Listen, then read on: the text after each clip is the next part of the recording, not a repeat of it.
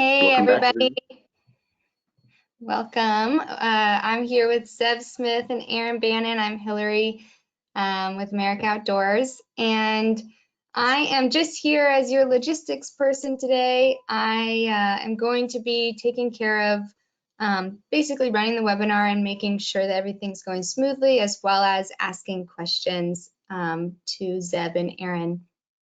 So on that note, if you want to go ahead and pop a hello into the questions box, feel free. You can test that out now and kind of locate it. But as Zeb is going with his presentation, you can write in questions throughout, and then we're actually going to take questions and answer them at the end of the presentation. If anyone's having trouble with audio during this presentation, I do recommend to log off of the computer and call back in on your phone, which all that information is in the email that you received from GoToWebinar. And if you're still having issues, then you can, get back on and type it into the question box, and I'll work on it for you. I'm going to hand it over to Aaron, and then we'll get going. Thank you so much, Hillary, and thank you, Zeb Smith, for joining us. I'm going to introduce Zeb to you all briefly, and I'm going to take a step back. He has a great presentation designed for you on how to know where you are at in your company with your resources, not just financially, but certainly financially, and using that to make an informed decision in a crisis as we find ourselves in. Zeb's a CPA. He's a commercial member of America Outdoors, and he's participated in our conference, and he's been engaged with outfitters for many years. He's an expert in financial management, and we're happy to have him here. So Zeb, with that, we look forward to your presentation. Awesome. Yeah, Aaron, thank you so much for the introduction. Hillary, thank you for facilitating all of this. And guides, outfitters, hello. So as Aaron mentioned, I am Zeb Smith. I'm a CPA located in Durango, Colorado. So I've been in public practice since 2011. And starting in 2016, I started working very closely with outfitters and operators. So personally, I am a Colorado kid, born native in Gunnison, Colorado. As most of you know, it's a very tourist-rich community with lots of fishing, rafting, hunting, hiking, and all things outdoors. In that time period, I've experienced a decent amount firsthand, being part of the outdoor tourism world for the majority of my life. And my heart is with you guys and all you do. That's why I love working with you so much and really want us as a community to thrive through this thing. So I've provided my email information here. At any time, please feel free to reach out. I'm currently doing one-on-one phone calls and virtual meetings with outfitters and operators on this stuff that we are talking about on like a daily basis. So if I can take you off the ledge, bring comfort, peace of mind, some clarity to where you're at financially and where you're going directionally, like I'm super happy to do that for you. Also, I have a very active Facebook group that's called Outfitters and Guides Business Strategies. So this is where I'm personally posting lots and lots of information, as well as stimulating discussion surrounding the topics that we're going to go through today, as well as the coronavirus and the resources that are available to you. The group that's currently there is amazing and proactive in helping each other get through this. So I encourage you to join if you're not already a member. Okay. So continuity planning, how to survive COVID-19 and thrive when it has passed. So the steps we're going to go through is based on a tried and true, generally accepted continuity planning framework. However, I'm not going to bore you with the specific textbook stuff. Rather, I've captured a lot of the relevant components based on what outfitters are experiencing today. And this is what we're tirelessly working on through to find clarity and direction, like navigating through this issue. Okay, this is very high level stuff. It might seem like a no-brainer, and a lot of it, you're right, it is when our heads are screwed on. But when we've started to like lose some clarity, and when we get pinched with these unfortunate times, we tend to forget the basics. And this is simply a reminder. Even though a lot of this stuff might seem simple, don't dismiss it. The order with which and the steps we're going to go through and how I present this stuff is what's most important. And this is the order with which you're going to want to execute accordingly. Okay. So a quick question is, what is business continuity planning and what is a business impact analysis? Okay, so to do a quick Google search and to define it, is that business continuity planning is the process involved in creating a system of prevention and recovery from potential threats to a company. The plan itself ensures that personnel and assets are protected and able to function quickly in the event of a disaster. From there, we do a business impact analysis, which is a systematic process to determine and evaluate the potential effects of an interruption to critical business operations as a result of a disaster, accident, or emergency. Okay. From a visual, this is how the structure of it's set up, and we're going to break out particular pieces that are relevant to working with the outfitters today in the current climate. The business continuity planning essentially is this component. So this is where we would go through and do some risk identification, perform an impact analysis, identify responses, develop the plan, and then train and exercise and maintain the key employees to go through a disaster. In theory, these would be components that are evaluated throughout a year and known when a disaster takes place, how we're going to handle it. Then once the emergency happens, out of surprise, we're confident in what those plans are to be able to manage the crisis, to then develop a continuity response, and to be able to handle the recovery. Okay, most of us haven't gone through and actually done this up until this point. So what we're working on is essentially reminding ourselves of these components. We're right here today where we're finally over this initial shock and we're looking to start moving forward and trying to answer questions on what the future is going to bring. So that's really the timing of where we're at. Throughout the whole process, there's a really dire need for regular communication amongst our employees, our vendors, as well as amongst ourselves, and then we always need to be able to monitor and review the process. Okay. So the final textbook component is that there are particular mission critical efforts that must continue within a business through a crisis. The first and foremost is branding, is knowing what it is that we have built, what it is that we stand for, what is it that we're not willing to lose. Our finances, making sure our finances are in order, that our operations are in a position to be able to support the business for the next year. Should there be an income that starts to come in, that we can capture that. Logistically, we know how to be able to run. This is where you guys are, and the people that I work with are phenomenal at. You just know your operations to a T. You're usually really strong on this component. In terms of a crisis, we need to be able to know how we develop and change our operations to be able to fit that moment. We have our customers, making sure that our customers are comfortable and are being thought of, top of mind, and are being involved in what we're doing. And then also there's compliance and contractual obligations. So I'm not going to go through the compliance and contractual obligation stuff so much. That's where there's a lot of other really good resources in that America Outdoors specifically has to really help you with those components.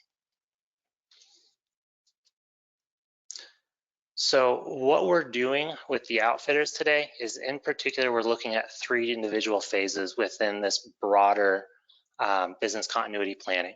Okay, the first phase is where we look internally. So we want to remind ourselves of the foundation. We want to tell ourselves who we are, remind ourselves who we are, what's most important to us. We want to look at our finances and assess our own risk tolerances. We want to be able to triage out the non-financial assets, which are our employees, our customers, and our vendors. So this is really the discovery phase of looking internally to see what resources do we currently have and where are our strengths, right? From there, we want to look externally. So we want to fill in the gaps based on what we learned. We want to be able to team up using other resources that are available to us. And from there, we want to build and execute a plan. We want to monitor this plan, we want to adjust, and when we monitor and adjust through the course of this, that's how we're able to thrive. So following these 3 phases, what we learn in the first phase helps us pinpoint and navigate and make decisions throughout the rest. So the information that we capture and looking at our business internally, then as we start to look externally and start to build a plan, all of that information, all that knowledge is compounding, and it helps us bring peace of mind and comfort in a methodical order to where as we learn more, the more comfortable we become. Okay. So the first phase is when we look internally, okay? We want to remind ourselves what is our foundation. So do this for yourself as well as do it for your business. As the owner of our business, we are the people, the CEOs that everybody's looking to and seeking direction from. It's super important as the leader and as the owner to remind ourselves like what is our own personal purpose and like what is it that we're here for. We want to use this as our GPS to really keep us grounded and to keep us focused so we can lead the others that are here amongst our organization. It helps us really even filter through a lot of the noise and a lot of the distractions that are going on right now, and helps us pinpoint what is most relevant to us and in particularly our own business. And that gives us the confidence to be able to say no to those things that don't really matter. When we look at the business itself, when it comes to the branding component, we want to know what is it that we have built, what is our culture, what are we as a community most proud of, and what is it that through this disruption we're not willing to give up. So writing all of these pieces out, reminding ourselves like who we are and what our purpose is, and writing out like all of those components that we hold most important and what we're not willing to give out, write it out and become really comfortable with it and become really confident in it. Keep it in front of you, and it's a really good driving point. It's a really good frame of reference to help us make decisions moving forward. The second piece we want to look at is we want to look at currently like what's our own financial health. So starting with the owners, before we get at the business, we want as owners to look at what our own risk tolerance is. And speaking to the owner operators specifically, those that aren't bigger corporations but more have a team of like 20 or less guides most often, is you need to remind yourself that you are really the #1 key employee for your business and to make sure that you're taken care of first. So if things were to hit the fan, what is it that you as the owner can afford to lose financially, and how much can you afford to float in the business and potentially not get back? We want to become real comfortable and we want to be real honest with ourselves about this, and we want to really tackle this head on. From there, it makes it, we know what our potential losses are or the risk tolerance that we have. It's really easy to start to seek external funding or start to look at other different options. So for your homework as the owners, I want you to proactively find how much you need to make to take care of yourself and your family for the next year. Look at your own personal financial situation, define this and know it. So from there, we want to look at the business itself, okay? So looking at your business, where's your current financial health of the business? Is it cash rich or is it cash poor, okay? Cash rich businesses right now are in a very good position. They're writing things out and a lot of them have options. Some owners I work with have a full year's worth of operations, and they're really able to monitor and they're not stressing about things, right? However, when we're cash poor and we have usually like 3 months or less of reserves, things are a lot harder. So we'll have to make quicker decisions, and we'll have to potentially look at external funding depending on different scenarios that play out over the course of the next year. Specifically, when it comes to the finances, we want to look at our business's operations and split out 3 different buckets, okay? So looking at our profit and loss for the last 12 months, and this is an exercise that I've been going through with the outfitters for the last couple weeks in really evaluating what their spending is, okay?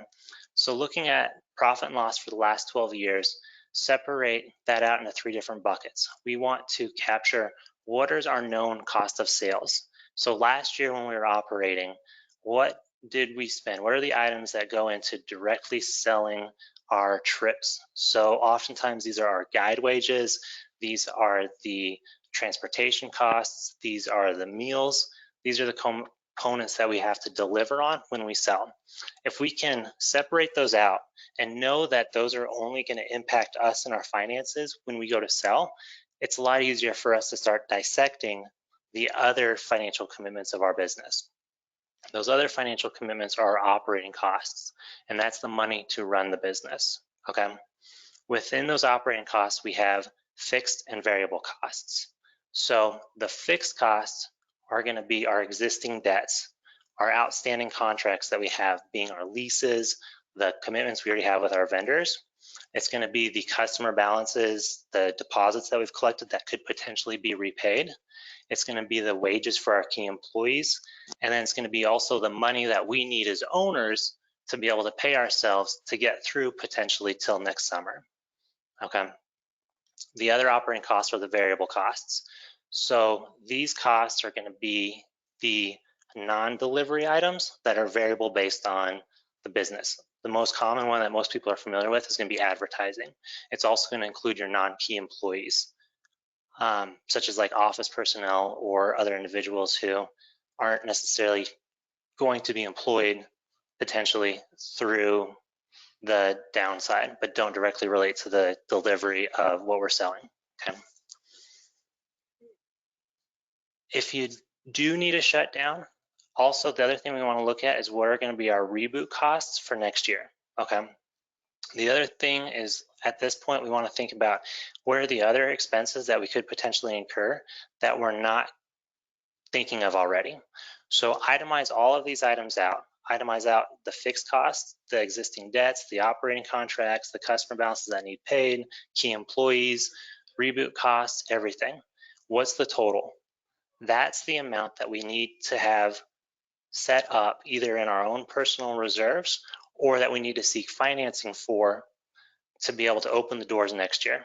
Reflecting on the cash balances, do the current existing cash balances cover this? If so, we're in good shape. If not, we need to start seeking the funding for the business, whether that be owner funding, investors, or debt. So the other components that we also want to know as we're starting to look into projections is what's our break-even point and our gross profit margins. These are the pieces that really help us on making projections, and when we're playing what if scenarios, we can figure out like how many boats do we need to run to be able to operate this year. We need to figure out what our sales points needs to be. We know these items to help us navigate month by month really what's going to take place through the season. When you know these figures, it makes deciding whether to keep your doors open, to shut down, to be fully staffed, or to basically be like half staff until something happens like mid-season or until we notice something else on a recovery, okay?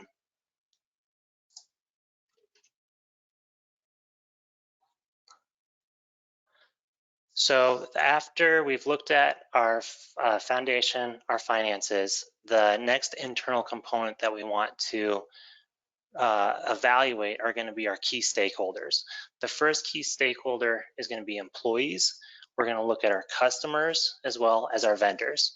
So with each of these, we're going to continue to triage them and find the most valuable of each and best leverage them to get through the situation.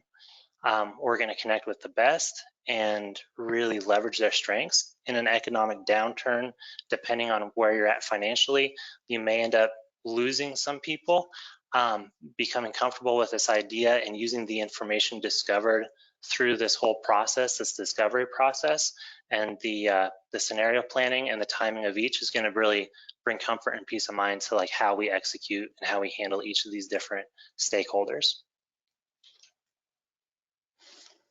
When it comes to the employees, so in the business continuity planning framework, we identify those mission critical efforts that must continue. When it comes to key employees, we want to make sure that each of these different components are covered. So the branding piece, this is if we have a person associated with it, it's going to be a CEO. Finances, your CFO, operations, COO, okay? Smaller operations may not have individuals specifically set aside or specifically working in and leading each of these different initiatives. But if that's our case, we then need to make sure that we have resources available to us to really support these initiatives and to make sure that these initiatives are being taken care of. With these key employees, we want to make sure to connect them, we want to engage with them, and we want to leverage their strengths.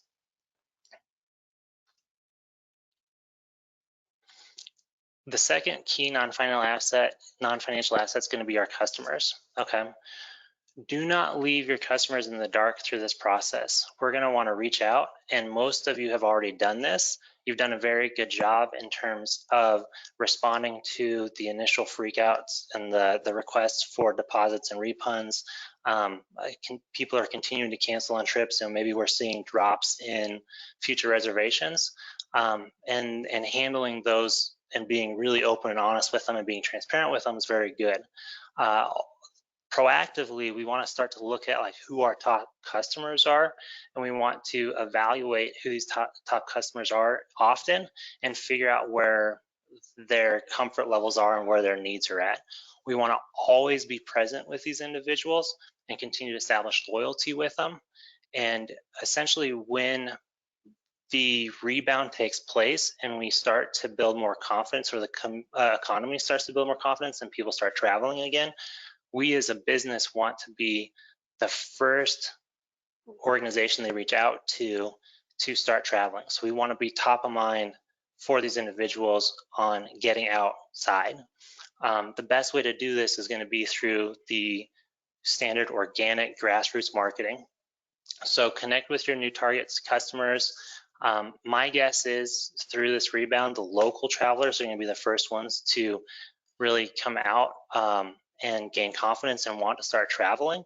We're probably not going to see much global travel for a long time, and probably not much national travel for a while, but the local travel is going to be people who utilize our trips. So connect with the locals and adjust services if we need to, based on what the information is that you're learning from them, and use their concerns as a way to restructure and sell services accordingly. So the discussions that we've been having with the outfitters the last couple of weeks is considering like a per boat charge, instead of selling by the seat, selling by the boat. That way we can leverage the social distancing. We can be cognizant of these concerns on people not wanting to be around others, right? So to have an exclusive boat offering is a good idea.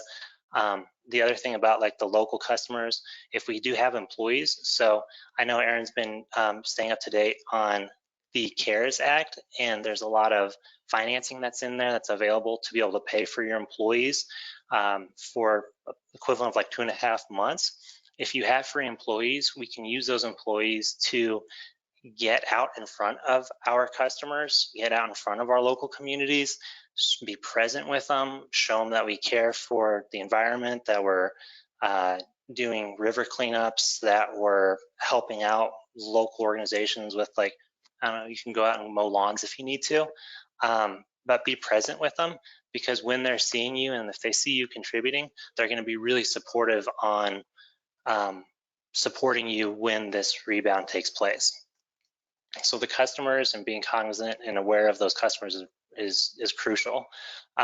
With that, we don't have to invest too much in marketing when it comes to like the grassroots, and like what I'm talking about specifically here with the organic local economy work is that you can use like cell phones. We have these devices everywhere to capture us doing these good deeds and make sure it's known and present across the internet.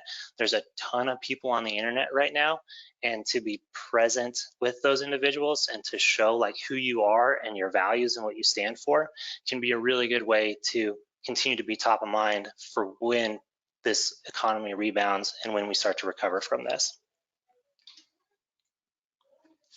So the third non-financial asset that we have within our businesses are our vendors. These are the individuals. They want you to be just as successful as you do, okay?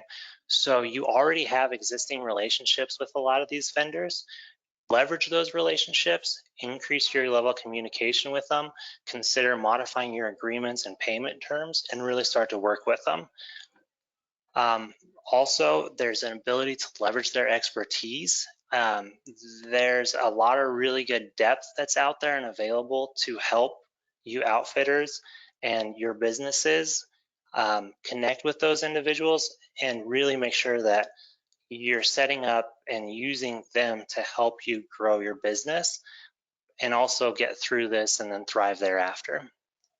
When you're looking at your current existing vendor relationships, critically look at each and triage them, just like what we've done with your key employees and your finances, and say which of these vendors are going to be pivotal in maintaining our brand and maintaining and helping us really evolve past this whole disruption to where we can thrive through it into the future.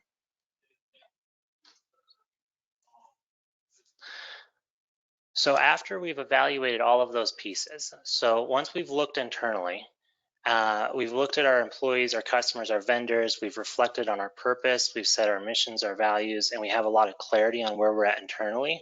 We want to evaluate these assets and really use that as our foundation for starting to move forward. And how, before we start to go externally, we want to do a SWOT analysis and looking at what we've discovered, what are our strengths, what are the weaknesses. So given the financial position and current team, where are our strengths at? Given my financial position and the current team, where are my weaknesses? Based on the customers I've connected with and the current economic outlook, what opportunities are available to start generating sales, and what other threats have I not considered?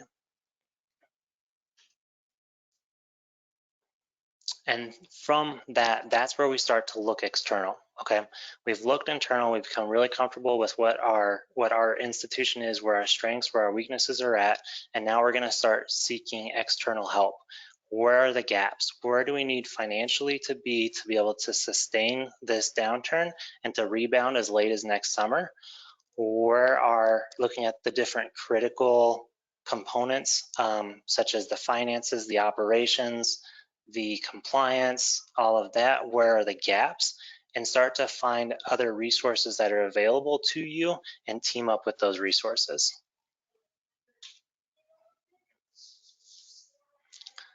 After we've done that, that's now when we really start to build and execute this plan. So the recovery plan itself. Key components that we're talking about today with outfitters is, where is their cash flow going to be? How are we communicating with our resources?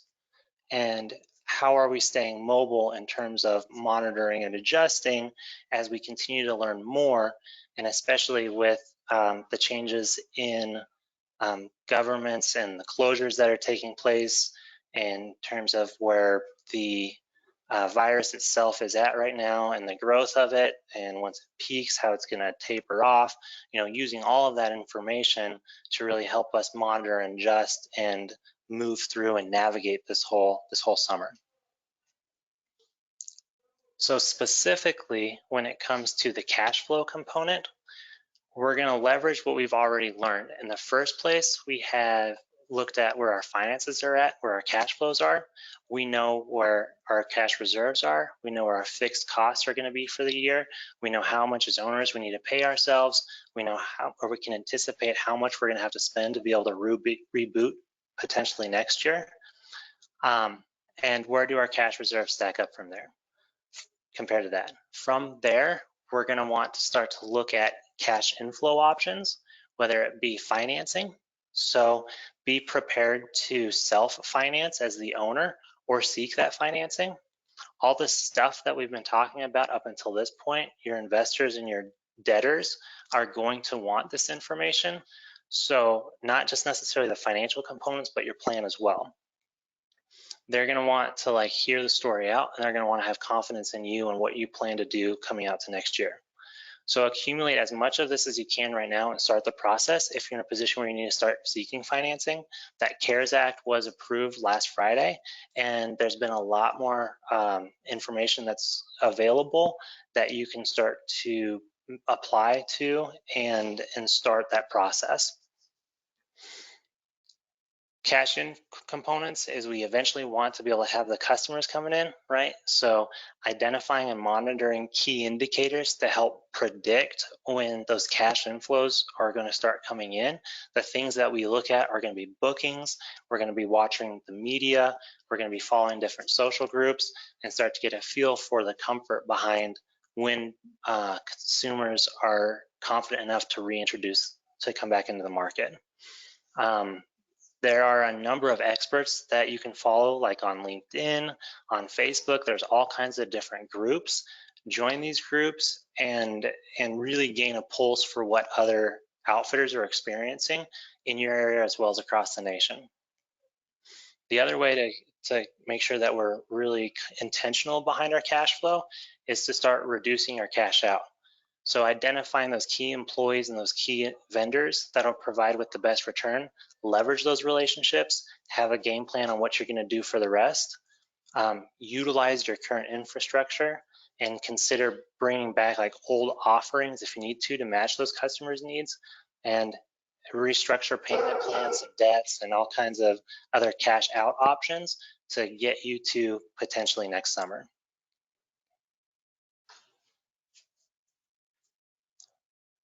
When we're building, once we've built, now we want to execute this plan, it's going to be super important to communicate with all of the stakeholders and to communicate with them regularly. We're going to want to state the facts as we know them. We're going to want to describe current and, if known, future impacts of what's taking place. This is especially important when we're working with our employees. We're going to want to demystify the fear and outline steps that we as an organization are taking to protect them and what we're trying to do to move forward. And we're going to want to be super open. So employees are going to understand, everyone knows that this is a pandemic right now, and it's better to potentially have temporary unemployment and a job to come back to than to have the business totally go under and have no job at all.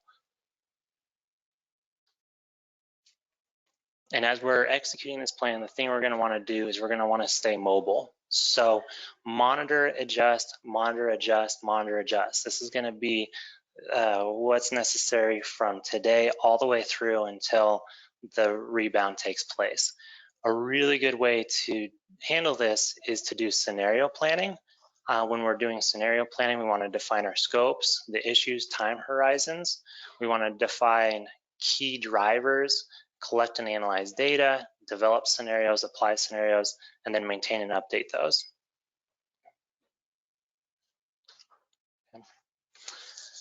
So here's some information that was produced by Arrival recently, and they're experts on a global level on how they at this point anticipate the rebound to take place.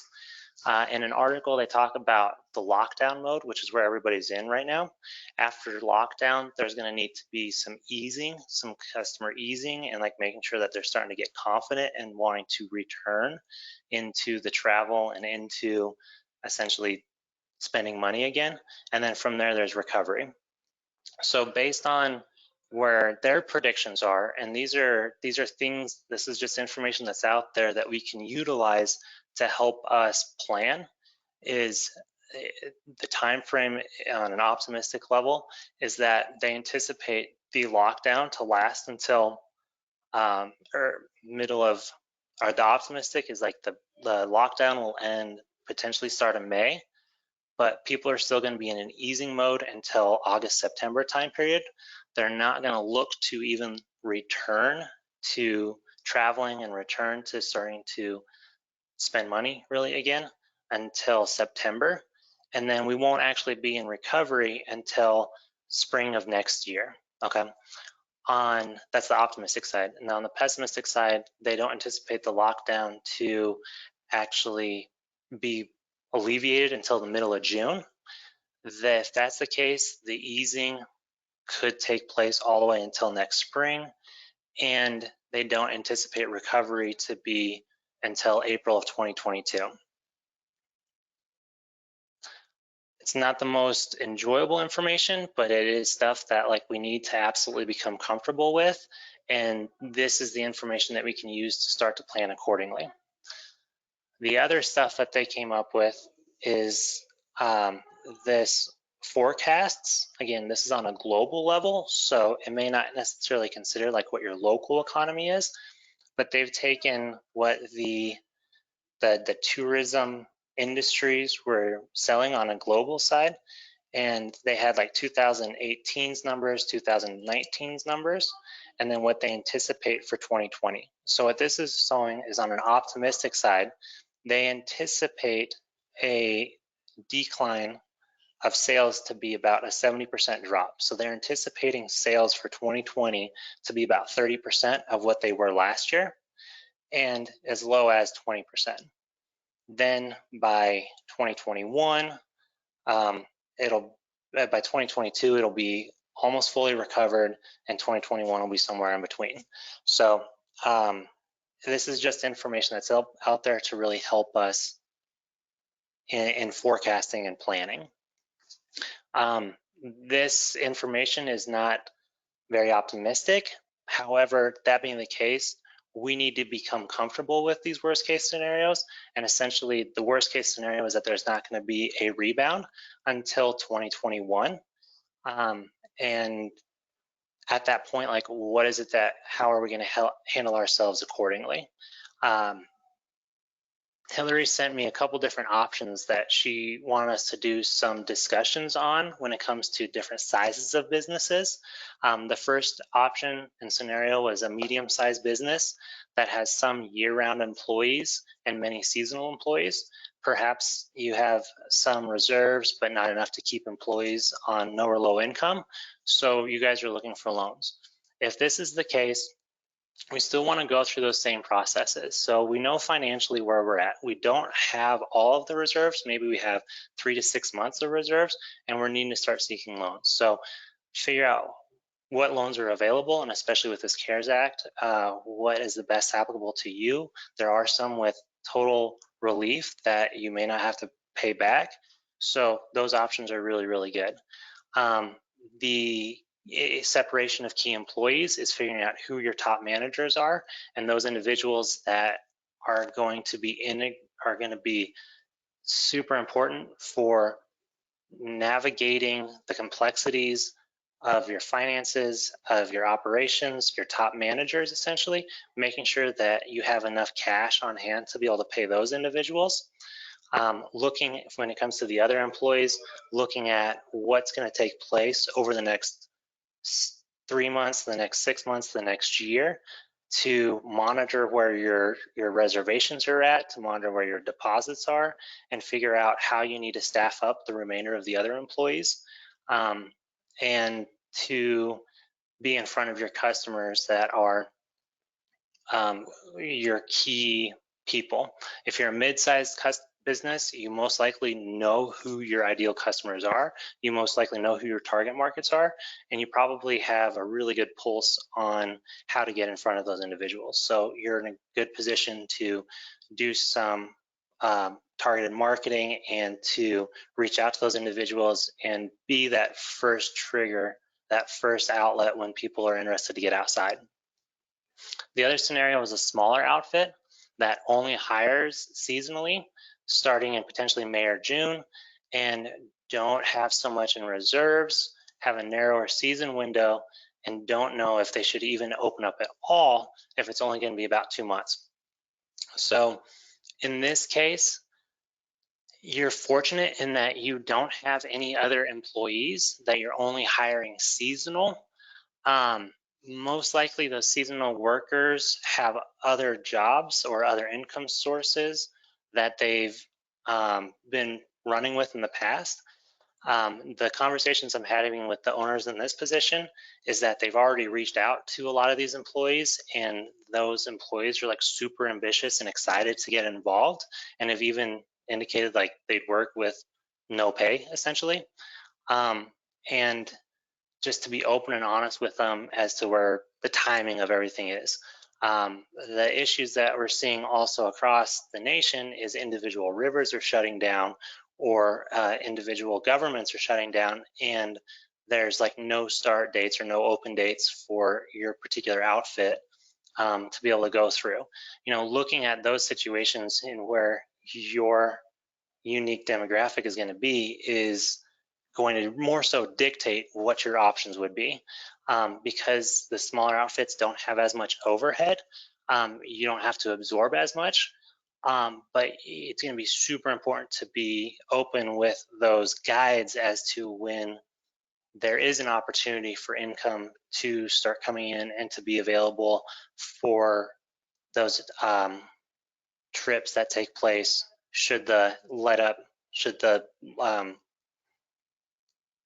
restrictions lift and everything else.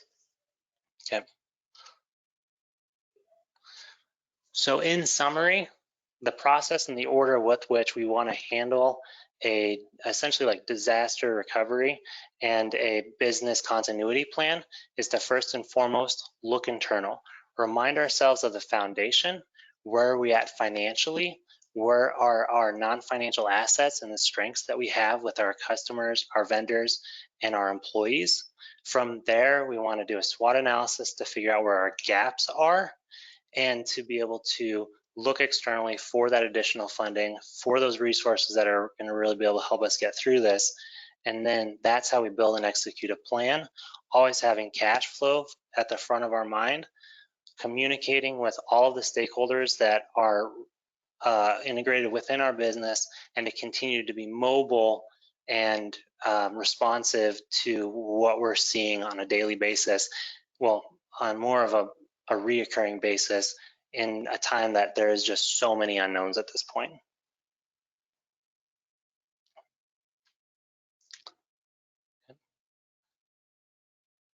So are there any questions?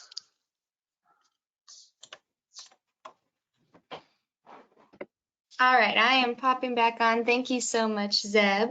We've got Aaron here as well. So everyone, go ahead and write in your questions and I will pass them off. The first question is, Cricket wanted us to go over the loan options that outfitters have right now. Aaron, I'm gonna let you take that one. I believe Cricket's asking about the personal payroll protection loan.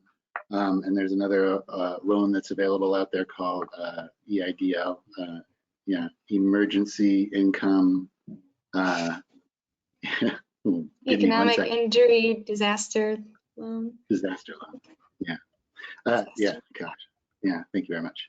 The one we're spending a lot of time with right now is the personal protection program. I definitely encourage people, if they're looking at wanting to do that, to get in touch with their local bank and see if their local bank is a lender.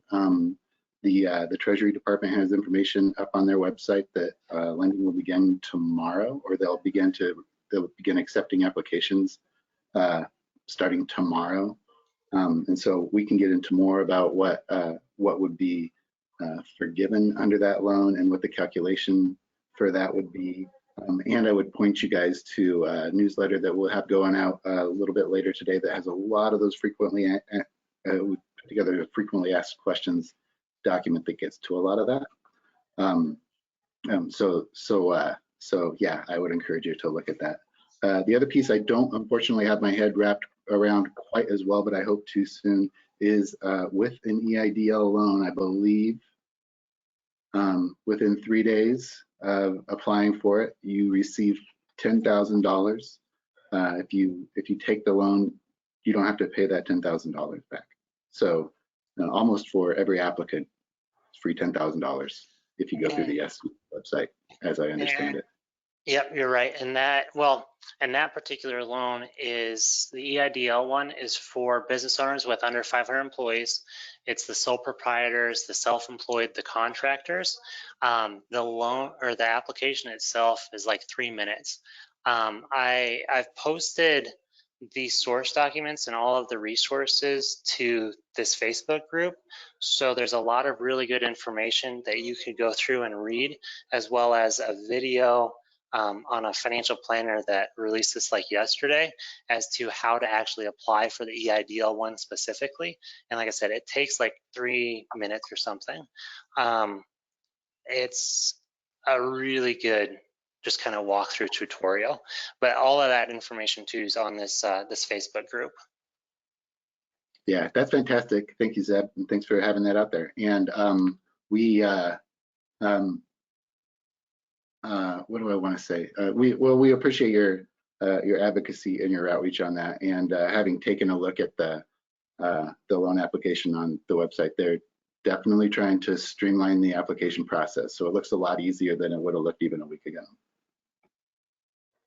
Yeah, the other thing that I'm hearing too is with unemployment as well as these loan options, these institutions are being really overwhelmed with a lot of applications, whether it's your own state unemployment offices or the SBA.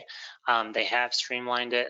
You'll see in like the EIDL application that it's all self-verification, so they're not going back through and verifying the information at this point.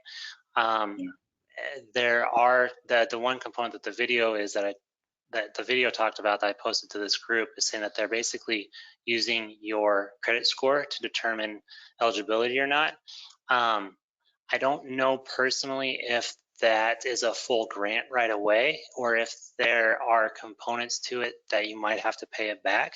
However, again, those source documents are on this website.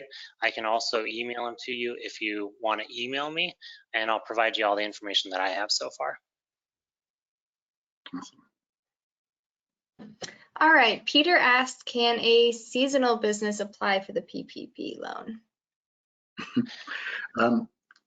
Zeb, do you know the answer? I can answer it. So to my understanding, you can still apply. So there's definitely requirements as to when you're bringing your employees on and whether you had been operational during this time period or not. The equations and the calculations that they're looking for is something like 2.5% of your annual payroll, so or 2.5 months. So if you're to take 12 months of payroll, divide it by 12, multiply that by 2.5, that's the amount of loan that you could qualify for. But there are particular requirements that, depending on when you would be employing employees, that may not align with your needs. I'm going to tag on to that too and point out that there's a seasonal calculation. It works better for some people than it does for other people. You can either do, as you talked about, Zeb, you can do the 12-month calculation, divide that by 12 to get your monthly average. Seasonal operators can look at the 12-week period beginning February 15th and ending June 30th, or at the election or at your election, you can start March 1st, is what I'm reading here, and then take the average monthly income from those 3 months. Right, so you might, it's whichever calculation works better for you gets you there. And of course, whatever you spend on that on payroll would be forgiven. Payroll, there's also rents, utilities. There are particular requirements surrounding what you can use it to spend money on. Yeah, rent, utilities, mortgage insurance, payroll, and I believe benefits, employee benefits. Yeah. Did we answer that question well enough? I think? Oh, the other thing I would say is, like, you take that average, you take your average monthly payroll, whether you figure it out 12 months or whether you figure it out on 4 months, and 2.5 times that number is what your loan amount can be. Right. Okay, so Maris asked, if your personal bank is not an SBA lender, what are your options? So you always get to go first. Yeah. I mean, look at what other bank options are. I mean, there are, as far as I know, there are ways, I guess, you can go directly to. I'm not sure exactly on the logistics. The preferred vendors obviously are going to be your first ones, at least locally. So like our preferred vendor here, the first one that was announced was First Southwest Bank. And then real quickly, it was known that other banks were doing it too. You know, so the preferred vendors were just who probably already had the relationships and were already used to working with businesses that were small business loan businesses, but they're being very open with other institutions too. So you leverage your existing relationships first. They're probably going to have the connections with the other banks in your local area, and they'll be able to best position you as to who is navigating this. in your own network. Yeah, I think you know, the bill expanded pretty significantly the number of institutions that could be loaning institutions. And if you go to the SBA website, they direct you to themselves to look for lists of banks that can lend.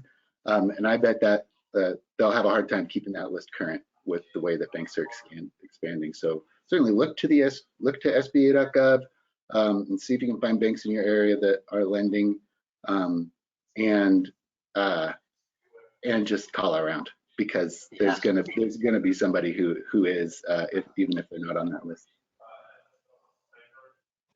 Yep. Okay, so are the two programs mutually exclusive? Can you apply for both? That'd be good to do. Okay, so that answer I'm not clear on, honestly. I was on a call yesterday with an accountant who's specifically spending a lot of work on it. I'll ask her if she could put that information onto the group and see what she can deliver.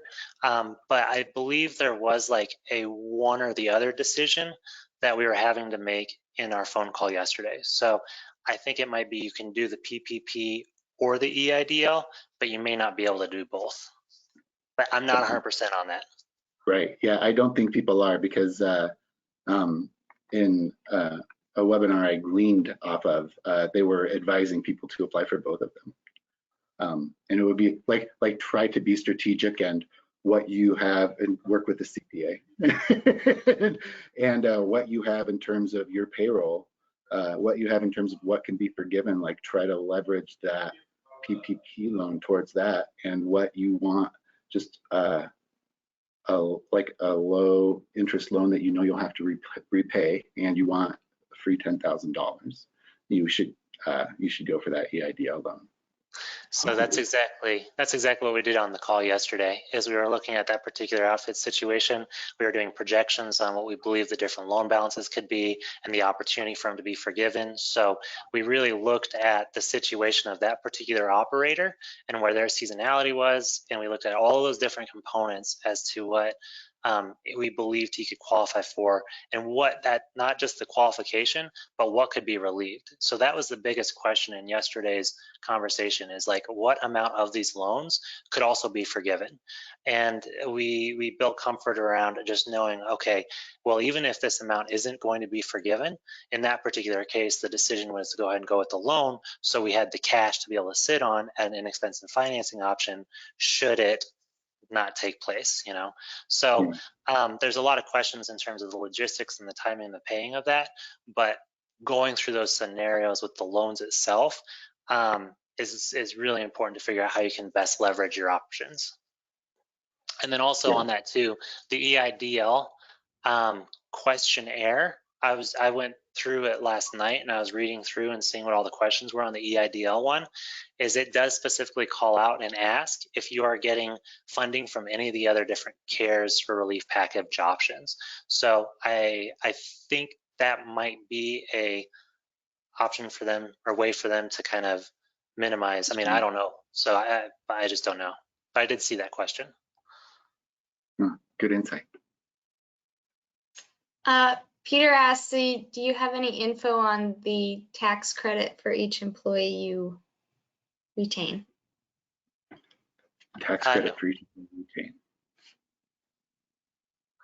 retain. It says a $5,000 tax credit. I don't know that information. I haven't heard that either. We'll look into that, Peter, and we'll try to get back to you. There certainly are incentives for retaining staff, but I've seen them in terms of loan forgiveness. Not the CARES Act, but it's like sick leave and family medical leave. There's a tax credit for that. Circle back with you. Thanks, Peter. Okay, so this one's a little bit different. Graham wanted to know, do we think it's okay to ask some of your customers to help out what they can by buying gift certificates and things like that? Any opinions on that? Yeah, so the gift certificates and the returning of deposits and all that has been super popular on Facebook groups. So like there's a Facebook group that's a Tourpreneur, it's a global group. There's been a lot of discussions and people are coming up with all kinds of different creative ideas on how to handle gift certificates, on how to handle deposits, and how to handle returns. Essentially, I think you really need to look at, like, again, where your operations are and what your different offerings would be, and be responsive to what your customers are doing. So some outfits have already gone through their first big wave. This is what we're seeing. Most people went through their first big wave of cancellations and they stuck with their return policies, or maybe they were flexible in that option there too. Okay. Now we're starting to see other then future reservations tapered off, and I'm sure future reservations are going to continue to be low. But I was speaking with another outfitter yesterday, and they're saying that they're actually seeing reservations coming in later in the summer. And in particular, those reservations are bigger group reservations who want to, essentially claim having the opportunity to go down, take their trips, take their programs out this summer, right? So the decision with those bigger group options were to go ahead and let them make their deposits. They wanted the peace of mind to know that there was that opportunity for them to do this group trip. However, it was super important to be super communicative with them and open with them on knowing that there's a high potential these could be canceled. Here's what our policy is. Stick with the policy you currently have in place, and be flexible with them, right? So being completely visible in terms of like what your expectations and intentions are is really, really good. For the more like inexpensive options, maybe not necessarily like the big group services, maybe the individuals who are just getting like, $100 a day kind of deal or $30 a day kind of deal. I would look at the volume with which you anticipate to do this, and look at what administratively it's going to take to be able to manage that, and do it accordingly. Some people have chosen to just do gift cards like crazy. I know from a administrative standpoint, it seems to cause a lot of confusion, a lot of work to kind of keep that organized. But if you're in a position where you cannot truly afford cash wise to pay all this back, then that might have to be your only option. And I think the reflection on that point is where your cash balances are too. If you have all of your deposits that came in and your operating cash is well above that, and your operating cash is still in a position where you aren't reliant on that money, then maybe refunds are a better option. But if your cash is to the point where you can't afford to pay back all of those refunds, those gift cards seem to be what people are using as a way to retain that cash. Yeah, that's good. I think we've seen sort of the gamut of approaches with folks who have to keep it really tight, definitely sticking to their cancellation policies, and a lot of people who, let's say, are trying to keep a lot of cash on hand, are trying to extend a gift certificate, extend credit policy for themselves, and try to keep some money in the bank. Yeah. And hopefully you're not self-insured for those reasons. Yeah. So it is 2:00. There are a lot more questions. A lot of them are going to be answered in our FAQs. Should we keep taking questions, or should we just try to make sure that we keep this list and make sure that they're answered in our mailing that's going out today? Yeah, me too. I can hang out to take some of the probably the more reoccurring questions. Okay. Do either of you know how they are categorizing what can be included in utilities for the PPP loan? Go ahead, Seb. I'll look it up while you're talking. I haven't looked at them specifically. I mean, just looking at the general descriptions, It's going to be to maintain your facilities, right? So they're calling out rents, they're calling out mortgage insurance. I mean, they want you to essentially keep your doors open.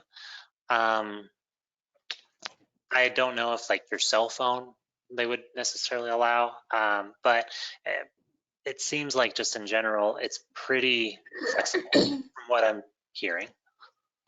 So. Yeah, I don't see a lot of specificity around definitions on that. Just simply, they're just calling it utilities. They're calling it rent. They're calling it interest on mortgage obligations.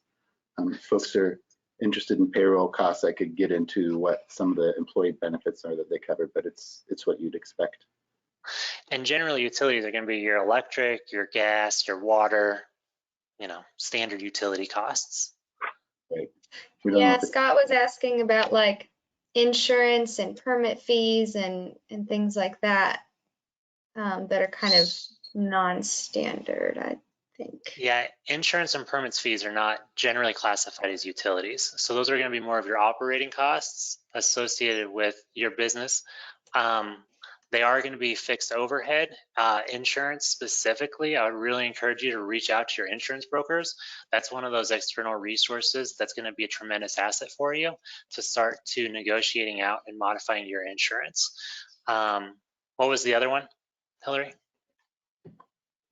Yeah, just insurance and permit fees. Okay.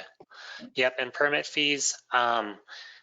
In the Facebook group, there was a discussion on permit fees yesterday, and an outfitter out of California indicated how they had an issue with the forest a couple years ago. I think it was like in 14 during a downturn that they had, and the forest didn't allow them to basically avoid the use fees because it wasn't a requirement of the Forest Service that they shut down. It was their own outfit's interest for shutting down, so they didn't relinquish the permit fees. So your best bet there is to know who those vendors are or who it is that you're paying those fees to, and to call them up directly and to try and have them work with you. I think within this whole pandemic, there is a potential they'll be more flexible, but it's going to really take you to connect with those individuals, let them know your situation, try and make your case, and roll with that. Yeah, that's good. Certainly, the direction coming out of the Washington office is empowering local offices to make local decisions.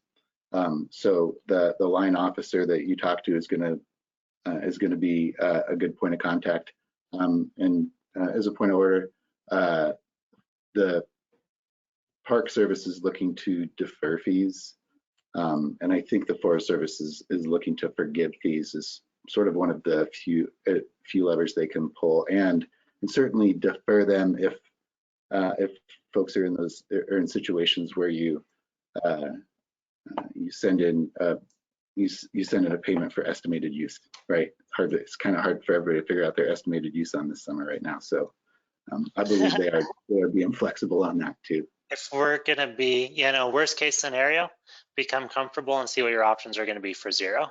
If you can become comfortable with that and know what your game plan is for zero this year, then anything else, if there's any other changes, we know that worst case scenario, we're planning for it, we're comfortable with it.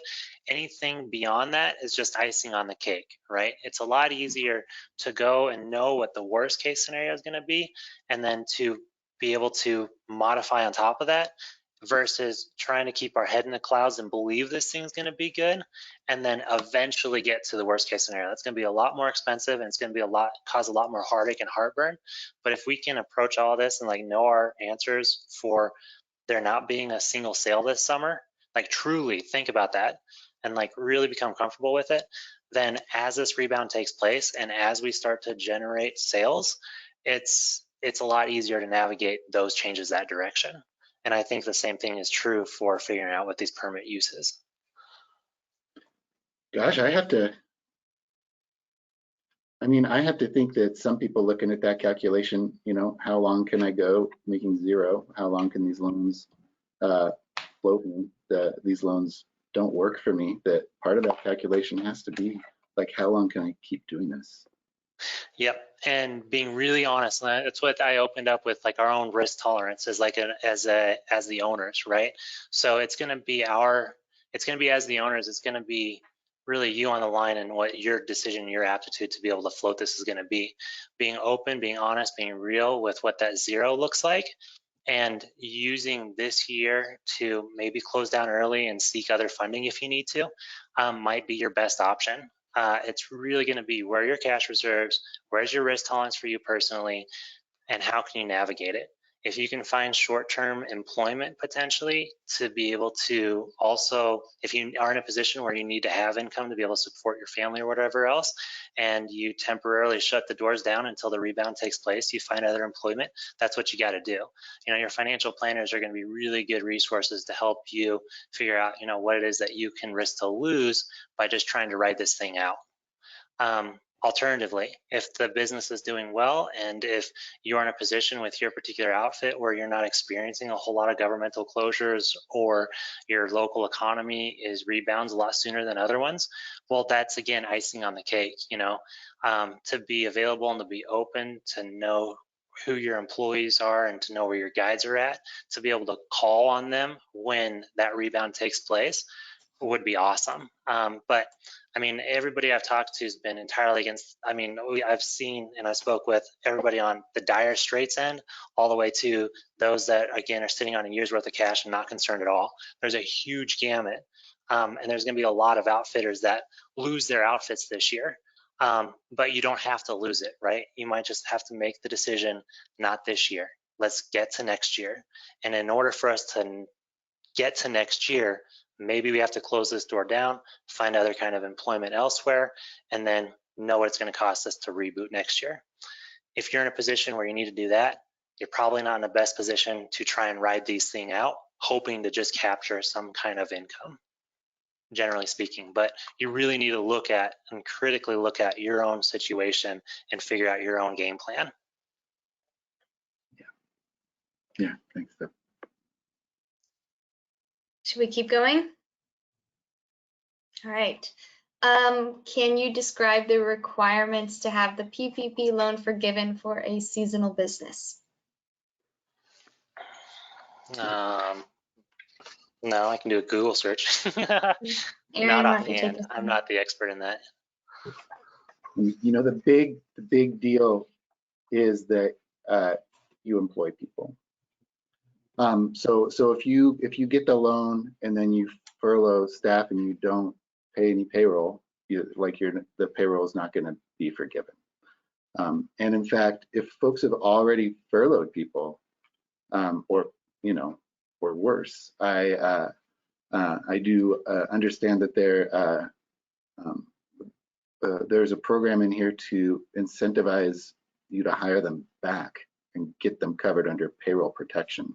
You know, part of what CARES is trying to do is to use businesses rather than unemployment to pay everybody, right?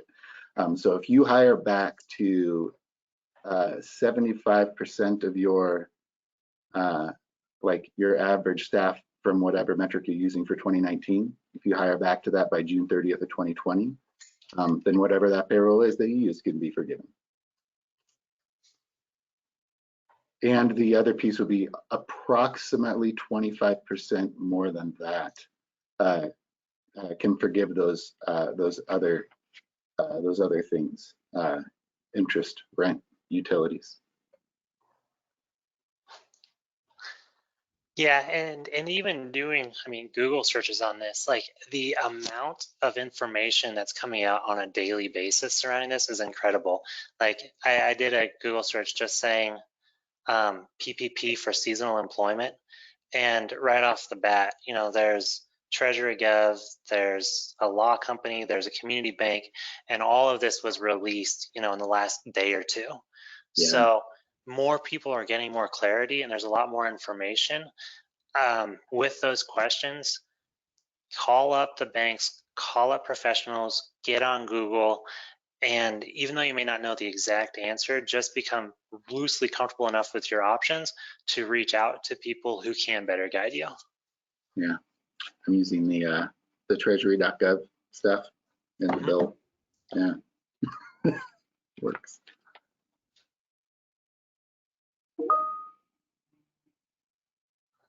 All right.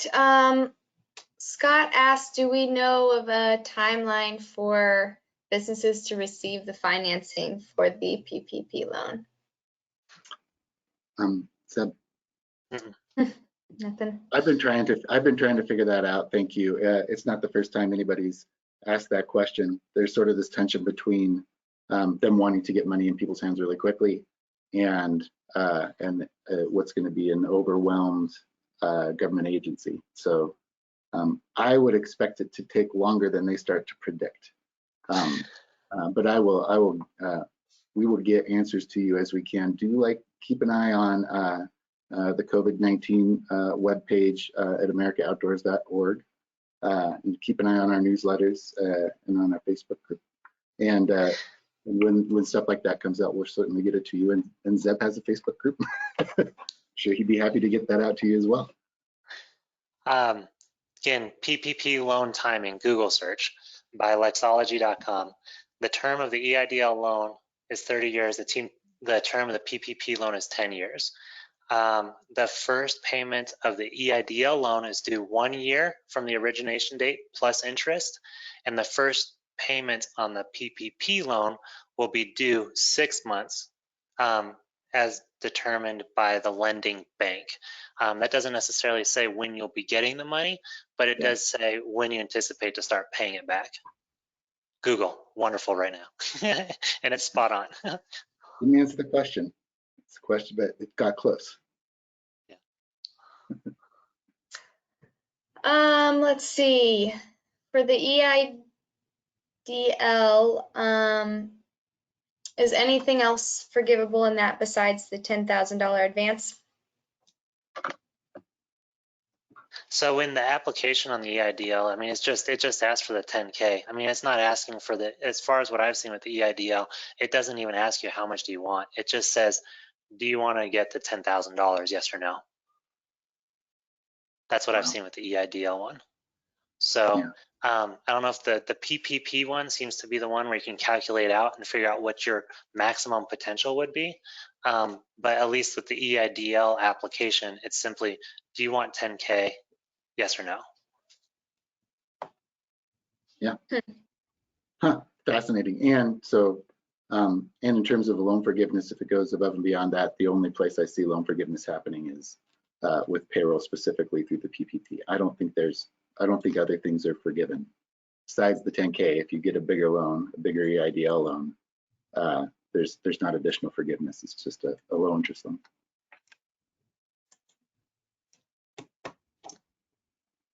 All right. Well, there's a lot of other conversation going on about the tax credit. Like we said, we're gonna dig into that and try to get you some resources quickly. People have answers out there that they want to share with us, or are they all inquiring about it? They did drop a URL in that we can investigate, and anyone else can see that. Peter put it in for the group. Cricket chimed in on some stuff, so we'll dig into that. And then, yeah, you know, some of these other questions we've kind of covered. Some of them we will definitely cover in the frequently asked questions, so keep an eye out for that coming out soon in, you know, about an hour or so. Okay, great. And thanks to folks for sharing those resources, because like as we've been working through this and trying to disseminate, people are just throwing good information at us, and as it becomes suitable, we push it back out to the community as they feel comfortable sharing it. So thanks for that, for sure. And yeah, if you have those resources you're posting here, if you want to send them our way, that's great. And it's really like the expertise of the community and sort of the vigilance of it is really shining, I think, right now. So I appreciate everybody's support and effort. Well, it is the information age. I mean, this stuff's getting populated quick, and there's a lot of opportunity for us through these groups and through the communities that we have to find some information and to get it available and out there to the right people. So that's what I really have found interesting in a lot of these Facebook groups, just watching the camaraderie and the communities that are engaging and how people are interacting. And this is a global issue, right? I mean, it's not just one of the disruptions that as outfitters we see is a lot of times like some kind of environmental or like local disaster that takes place, whether it be fire or whatever else. What's unique about this is truly on a global perspective and everybody's affected by it. And that being the case, everybody's working with each other on trying to rebound. So that's exciting. And with that, I think there's a lot of eyes that are out there and there's a lot of resources producing free information and really trying to get all of us to get back to life. Who knows how long that's going to be and what that's going to look like, but yeah, use those resources. Yeah, good advice. Yeah.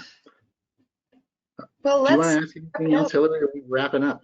No, I think we should wrap up. I want to get this email out, so I think that we should wrap up. And if people have questions, if they feel like they didn't get answered, send it to me in an email, and we will make sure that we cover it. Zeb, thank you so much for your time. I feel like first and foremost, it should help people feel more confident in their decision making and making some projections for the year, and then just following the blueprint that they make for themselves. Yep, absolutely. I hope that works too. I mean, it's what we're doing right now with the outfitters for the last couple of weeks, and it's that step and what I went through today has brought so much clarity and just alleviated so much pressure. People are looking optimistically at where things are going and really starting to find the opportunities that are available in this thing, provided the limited knowledge and that we have surrounding what's going to take place. But yeah, I just hope that the information helps you and your guys' outfits just become more comfortable. So we will get through this. Yes. Yeah. But we will survive. thank you guys. Thanks you so much. everybody for joining.